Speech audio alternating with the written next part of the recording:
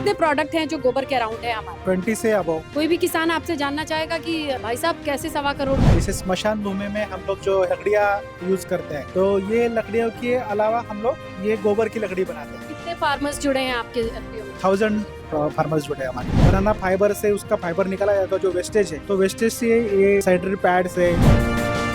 गोबर का लोहा पूरी दुनिया मान रही है, लेकिन हमारे देश में, हमारे कल्चर में गोबर को कई तरीके से इस्तेमाल करते आए हैं, लेकिन किसी FPO ने 1.25 करोड़ का टर्नओवर गोबर को कम से कम बेसिक मान के किया है और उसी के अराउंड बहुत सारी चीजें निकल के आ रही हैं। महाराष्ट्र से आए हैं हमारे साथ प्रदीप जी हैं, रोहन है। आपके गांव का नाम, फिर आपके FPO का नाम? जी, हम जामनेर जलगांव जिला से हैं और हमारी FPO Gopadma fed farmer producer company. मेरे हाथ में जो देख रहे हैं, गोबर से बहुत ही खुशबूदार अच्छी सी ये जो सेंटेड चीजें हैं, कितने प्रोडक्ट हैं जो गोबर के अराउंड है हमारे? 20 से अबव। आपका बेस्ट सेलर अगर मैं पूछूं? गोबर के कंडे है, गोबर से बनाई धूप है, तो गोबर से बनाए हुए अलग अलग प्रोडक्ट्स हमारे इसमें बनाए हैं। बहुत ज़्यादा अच्छा उसको रिस्पांस आता है। ये धूप देख सकते हैं आप, इसमें भीमसेन कपूर डाला है, सेंटेड फ्लेवर्ड है, तो अच्छी सुगंध आने के कारण बहुत सेलर अच्छा सेलर लेकिन प्रोडक्ट मैं है। आपको बताऊं, गोबर के प्रोडक्ट इतने सारे आज की डेट में बिकने लगे हैं। कोई भी किसान आपसे जानना चाहेगा कि भाई साहब कैसे 1.25 करोड़, इसका फॉर्मूला क्या है, कैसे मार्केटिंग, कैसे शुरुआत करें?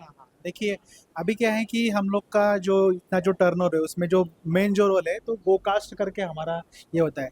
जैसे स्मशान भूमि में हम लोग जो है लकड़ियाँ यूज करते हैं, तो ये लकड़ियों के अलावा हम लोग ये गोबर की लकड़ी बनाते हैं। तो एक स्मशान भूमि में हमारा जो भी कुछ जाता है, सब लकड़ियाँ वगैरह और काऊ का घी है, कपूर वगैरह है, और हमारी कुछ चार्जेस रहते हैं। तो एक एक इसका हम लोग 8 से 10 हज़ार रुपये तक हम लोग चार्ज करते हैं। कितने फार्मर्स जुड़े हैं आपके FPO में? 1000 फार्मर्स जुड़े हैं हमारे। दिन में हम लोग एक ट्रॉली या 2 ट्रॉली जो होती है ट्रैक्टर की, तो हम लोग परचेस करते हैं सर किसानों से। तो आपके क्षेत्र में तो लोग जान गए होंगे, अगर एक्स्ट्रा उपले हैं तो भाई जी को बेच दो। जी जी बिल्कुल। उनको कितना देते हैं आप? ट्रॉली अगर बनती है तो 2000 रुपये 3000 रुपये किलो की एक ट्रॉली हम लोग परचेस करते हैं किसानों से। मोटा पैसा तो महिलाओं को मिलना चाहिए, क्योंकि बनाने का काम ज्यादातर महिलाएं करती हैं। हाँ, उपले तो हम लोग हमारे यहाँ इधर गौशाला में ही बनाते हैं सब। अच्छा, गोबर भरते हैं उसमें? हाँ हाँ, गोबर भरते हैं उसमें, और गोकास्ट वगैरह जो है, जो जो लकड़ियाँ वगैरह है, वो भी हम गौशाला में ही सब बनाते हैं। यानी उनसे बस रॉ गोबर लेते हैं आप? गोबर लेते हैं। देखो, ऐसा है कि ये जो हमारे नेचुरल रिसोर्सेस है, तो नेचुरल रिसोर्सेज पे ही हमारा सब काम है। जैसे अभी काऊ जो बेस इकोनॉमी है, अभी तो हम लोग गो कास्ट पे बोल रहे हैं या गो काऊ डंग पे बोल रहे हैं, लेकिन हम लोगों ने गणेश भी बनाया है काऊ से। तो गणेश जी भी 200 रुपये 300 रुपये से लेके आराम से जाते हैं, वो भी इको फ्रेंडली, पानी का भी बचा। विसर्जन जो होता है वो बहुत सारा पानी में होता है, रंग, केमिकल, वार्निश, ये सारी चीजें जलीय जीव जंतुओं को नुकसान पहुंचाती है, लेकिन गोबर रहेगा तो मछलियों का खाना। हाँ, लेकिन अभी बनाना फाइबर का भी हमारा प्रोडक्ट्स है। अभी बनाना हम लोग खाते हैं, लेकिन रॉ फॉर्म में ही खाते हैं, लेकिन बनाना से भी 200 प्लस बाय प्रोडक्ट्स बनते हैं। हम लोग तो काफ़ी एक 10-20 प्रोडक्ट्स में है। बनाना फाइबर से उसका फाइबर निकाला जाता है, जो वेस्टेज है, तो वेस्टेज से ये बना सैनिटरी पैड से। ये कैसे बनाए, ये बताइए। देखिए, बनाना एक बार फल देता है, फिर उसके पेड़ को काटना ही होता है, जी जी लेकिन जब कटता है तो ढेर सारे तने में होते हैं फाइबर, जिसे बनाना फाइबर कहते हैं। आपने इसके इस्तेमाल के लिए शुरुआत कहाँ से करी, जरा मुझे डिटेल बताएं। जी जी। अभी उसका जो ये आता है, खोड़ जो आता है, हम लोग उसको मराठी में खोड़ जो बोलते हैं। तो किसान क्या है, केला निकालने के बाद में सब वो उसको कटिंग करके उसको जला देता है या वेस्टेज करके फेंक देता है। तो हम लोग उनसे भी वो थोड़ा कुछ पैसा देके वो भी उठाते हैं, और फिर उससे उसकी फाइबर निकालने की मशीनरी है, बनाना फाइबर। वो फिर कितने की होती है? वो 70-80 हज़ार रुपये से मिल जाती है। मिल जाए। फिर वो मशीन में से वो जो खोड़ है वो डालने के बाद में उसकी फाइबर निकल दे, और फिर फाइबर निकलने के बाद में फिर उसके लिए अलग अलग मशीनरी है, फिर उससे प्रोसेस की जाती है। जैसे अभी फाइबर के आप बहुत सारे प्रोडक्ट्स बना सकते हैं, जैसे अभी डिस्पोजेबल्स है, वो भी बनते हैं, उसकी भी मशीनरी वगैरह है, प्रेसिंग वगैरह करके तो वो इस सब। पूरे सेटअप पे कितना खर्चा आया होगा? लगभग 1 CR के लगभग। तब ये पैड तो बिल्कुल नॉर्मल पैड जैसा ही दिख रहा है, लेकिन इसमें कोई भी एजिन होता है जो एब्जॉर्बेंट होता है, वो ये नहीं है? कुछ भी नहीं है उसमें, सिर्फ पल्प यूज़ किया है।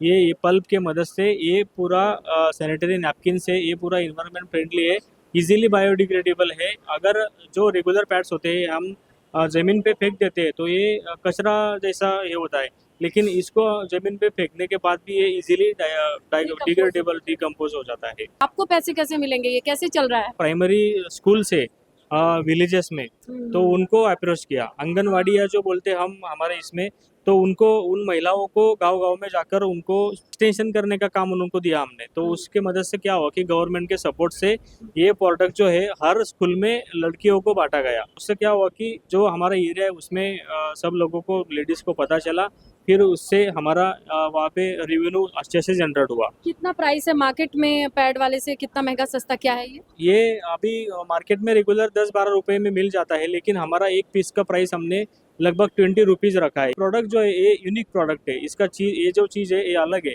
इसके बेनिफिट ज़्यादा है। कैसा रिस्पांस मिल रहा है इससे? बहुत अच्छा ऑर्डर आ रहा है हमें। तमिलनाडु, उड़ीसा, आंध्र प्रदेश, कर्नाटका, ऑल इंडिया से, पंजाब, हरियाणा, इन राज्यों से हमें ऑर्डर आती है सैनिटरी नैपकिन्स के लिए। तमिलनाडु से ज़्यादा ऑर्डर वहाँ से आती है। तो गौशाला होगी आप लोगों के पास? जी, गौशाला है, गौशाला में कितनी गायें हैं? 100 के लगभग है। फ्यूचर प्लानिंग क्या है, कैसे और पैसे बढ़ाए जाए ताकि किसानों के भी हाथ मजबूत हो? हम लोग अभी क्या है कि बहुत सारी गवर्नमेंट की स्पॉन्सर स्कीम्स है, हाँ, जो गौशालाओं के लिए भी है और समझो एफपीओ के लिए भी है। तो हम लोग ऐसे कुछ प्रोजेक्ट्स है ना, जैसे काउ बेस इकोनॉमी पे हम लोग बायोगैस वगैरह, सीएनजी, ऐसे भी कुछ प्रोजेक्ट लगाने चाह रहे हैं। पेंट वगैरह या कागज भी बनता है उससे, तो इस टाइप में भी थोड़े बड़े प्रोजेक्ट में भी जाएंगे। आपने तो 1 सीआर का प्रोजेक्ट लगाया, उससे ज़्यादा की मशीनें हैं। कौन कौन सी स्कीम है जो आपके मदद काम में आई, बिना ज़्यादा झंझट के, बिना ज़्यादा पेन के? एक्चुअली स्कीम तो बहुत है। एफपीओ के तहत हमें 15 लाख रुपए की इक्विटी ग्रांट मिली। 1000 किसानों को हमने मोबिलाइज किया। उसके बाद एग्रीकल्चर इंफ्रास्ट्रक्चर फंड नाम करके एक योजना है भारत सरकार की, उसके माध्यम से हमें लाभ मिला। और जो सेंट्रल गवर्नमेंट की जो योजना है prime minister employment generation programme, उसके अंदर भी हमने लाभ उठाया। और बाकी जो स्टेट गवर्नमेंट की जो योजना रहती है, तो उसके हेल्प से भी हमने ये प्रोजेक्ट आगे बढ़ाया। बहुत बहुत शुभकामनाएं आपके प्रोडक्ट के लिए, आपके एफपीओ के लिए, उन तमाम किसानों के लिए जो आपसे जुड़े हैं। वीडियो पसंद आई हो तो लाइक कीजिएगा। गांव जंक्शन के लिए मैं स्नेहलता। गांव जंक्शन को सभी सोशल मीडिया प्लेटफॉर्म्स पर फॉलो करें। व्हाट्सएप चैनल और जीमेल आईडी पर भी संपर्क साध सकते हैं।